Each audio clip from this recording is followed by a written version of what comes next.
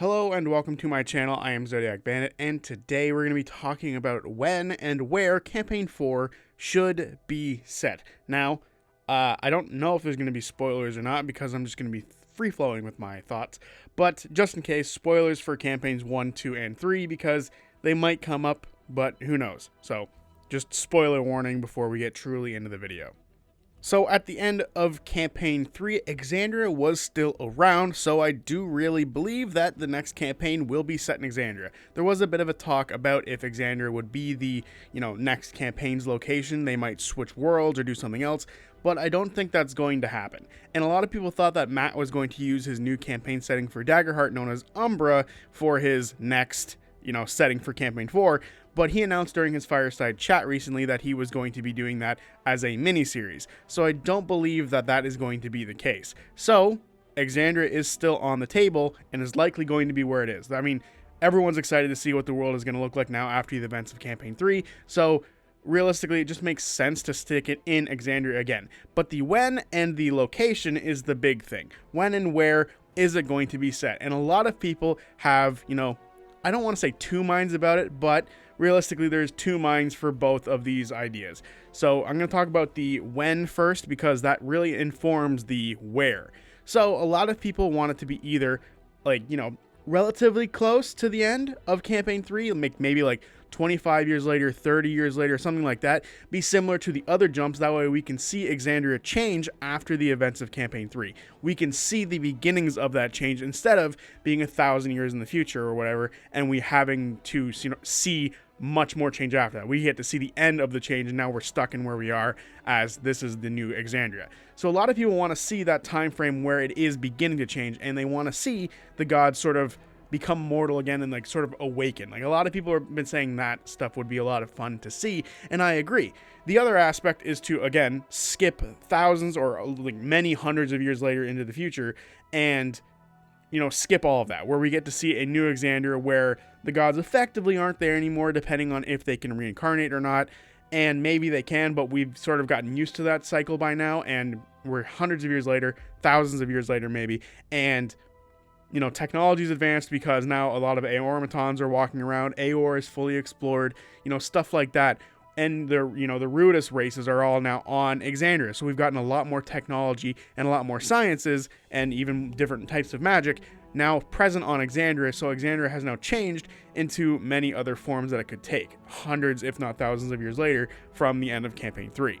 And for me, I like either time setting personally. I think both time settings would work really well for the next campaign. I love the idea of maybe potentially the players being, or a handful of the players being, reincarnated gods. I think that would be a lot of fun, where they eventually, as the campaign's going on, they learn that they are gods, that they themselves were gods once. And they have to sort of go through the same things that, Nia's sister did in EXU Divergence, where she sort of remembered who she was. And I think that would be a very fun thing for a player to be able to do. To be like, oh shit, I am this god. I used to be a tyrant or something like that. I think that would be a lot of fun for us to do, or for us to have a story like that to witness and, enjoy. But at the same time, we talk about the where. The where is the important thing, and I do really think the where correlates a lot with the when. So a lot of people would love the next campaign location to be either Isilra or to be the Shattered Teeth. Those are the two that a lot of people really, really are talking about when it comes to unexplored areas that we kind of know about already. Because again, Isilra isn't truly all that explored.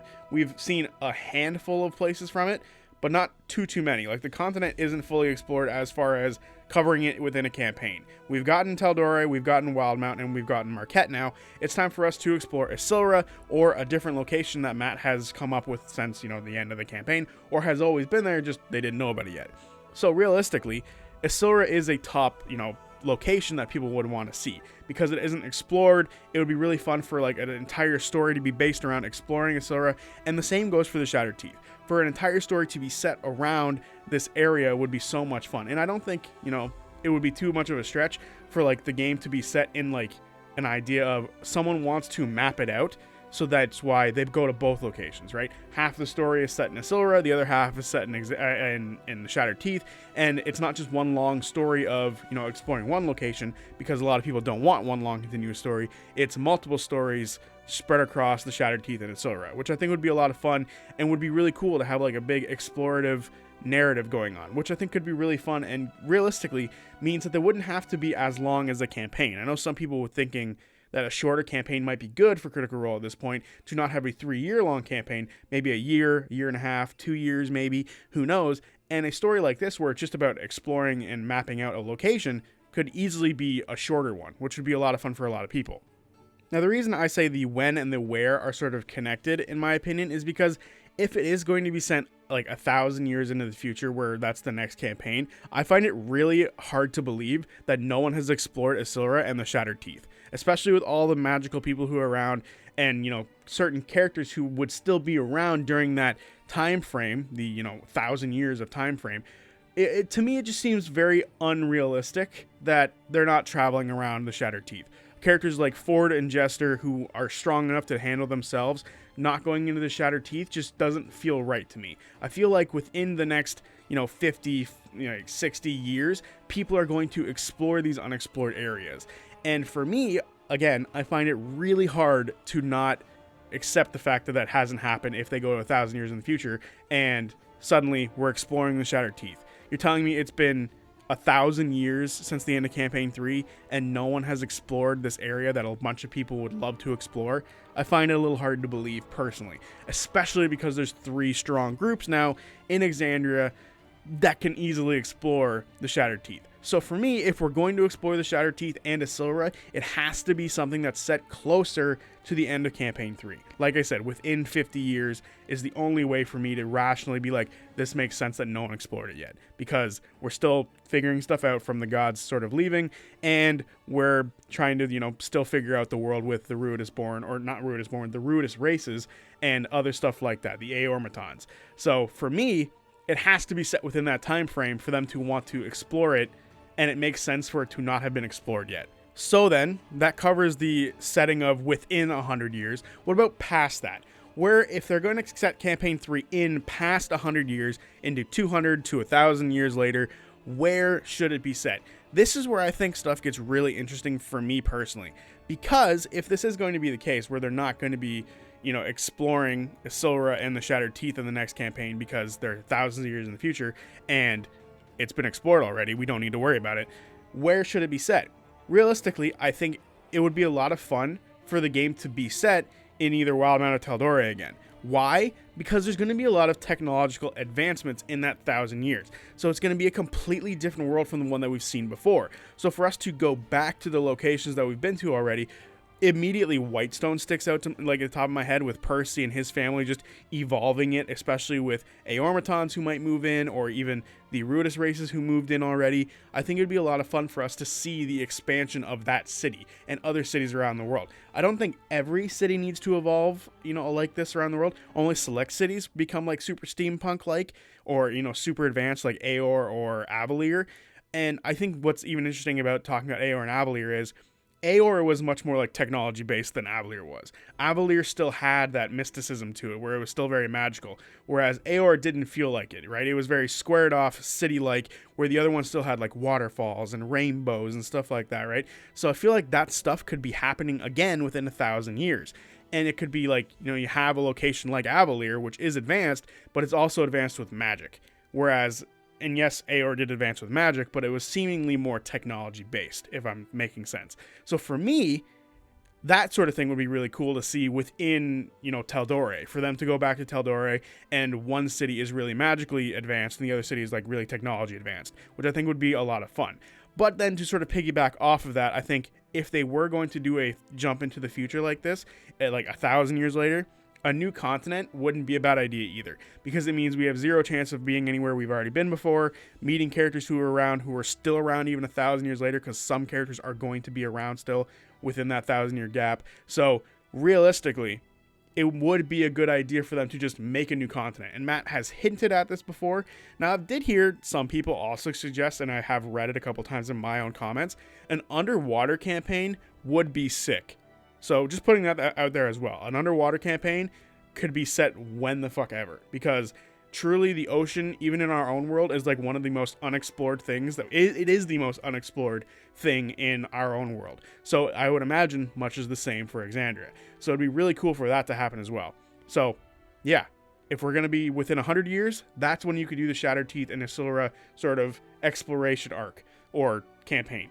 If you're going to be 1,000 years, I would like to see a technology-based world, or certain areas being technology-based and then certain areas still being heavily magic-based, but they both sort of advanced without the, the gods truly being around to put them down. I think that'd be a lot of fun to see, depending on when and where. So I am curious to know what you think. Do you think that campaign 4 is going to be set relatively close to the end of campaign 3, like within 100 years? And do you think that makes more sense for a Shattered Teeth and Isilra exploration campaign like I do? Or do you think, even if it is 1,000 years later, it doesn't matter, it's a scary place, people won't want to explore it? Like, that could be the rationale, but I think if we're gonna have these two separate, ideas of time here, I think it just makes sense for it to have this sort of division, where if we're gonna explore the world, it needs to be sooner rather than later, because much like the real world, if it takes too long for you to get there, someone else will get there. So for me, that's just my personal opinion on it, especially with the powerful people who are around in Exandria. So let me know what you think. Do you think that these two things have to be separate, or could they be the same? I'm curious to know what you guys think. So before I wrap up this video, I do want to make an addendum for my predictions for campaign 4's character classes for the players. And it's just about something I said at the beginning, which was surrounding how I claimed that I think campaign 4 is still going to be with 5e stuff. So I said that for two reasons. One, based on how they haven't confirmed or denied anything, I don't think they're going to put all of their eggs in the Daggerheart basket, right? I think based on what happened with Candela Obscura, I think, and how that didn't go over very well. And yes, it is a very different game, and one's made for shorter stuff and the other was made for slightly longer stuff. I do still think that should, and probably has, convinced them to not put all their eggs in that basket. So just based off that, also with them confirming that there is going to be an Umbra miniseries coming up, that to me also says that they're still not putting all their eggs in that basket. And then again, they're eventually going to be doing a Daggerheart one-shot in the future this year. That is the first time it'll be based in Exandria. And I think we're going to see the campaign start before that one-shot. So personally, based off that, I don't think campaign 4 is going to be Daggerheart. But the other addendum that I have to make about that was with me talking about the campaign 4 being 2024 rules. And the reason I said that Matt doesn't necessarily like them was just because of the way he acted when they had to discuss spells and some of the changes that happened to spells on the character sheets. I assumed that was he didn't like the rules because he said he didn't like the changes that they made. Some people pointed out that it was actually D&D Beyond being kind of fucky, because D&D Beyond went in and changed a bunch of character sheets, apparently, which is something I looked into. Apparently it did mess up a lot of character sheets. I don't use D&D Beyond. I'm a pen and paper guy myself. I like the books being out in front of me, and I like my pen and paper being in front of me with my character sheet. So for me, I didn't have to experience D&D Beyond sort of changing things on my character sheets, but apparently it did. So I'm going to addend that and say that he doesn't hate the 2024 rules. In fact, others had pointed out that Matt had actually worked on the books, which was crazy to me because I didn't know that. I went back and read my player's handbook, the 2024 player's handbook that's behind me right now, and he's not in that book, but he is in the Dungeon Master's Guide, which I thought was really interesting because I thought that would be a bigger deal. It wasn't a big deal anywhere, and the official Dungeons and Dragons Twitter and the official Dungeons and Dragons YouTube page didn't say that anywhere. So, I do feel like making those addendums before I finish up the video, just to clear things up. Not everyone is going to see that video because that video has insane views. I don't know why, but it does. It has 29K right now, which is crazy. Thank you very much if you watch that. So yeah, just thought I'd put that out there in the world to make an addendum about that. And I do want to make one thing clear. If they do play Daggerheart for campaign 4, great. If they do play 2024 rules for campaign 4, great. I'm going to watch either way. I feel like saying that. I feel like some people got the impression that I don't like those things. I didn't say that. I was reiterating how I felt and based off how I perceived the information I've been given. Simple as that. So, Just putting that out there. So there you have it. I will see you guys on Friday for the recap of the finale of EXU Divergence, and then next Tuesday is finally going to be the best moments of Campaign 3. It has taken me forever to pick 30 moments out of 121 episodes, so I apologize if that took so long. But it's coming. Anyway, peace.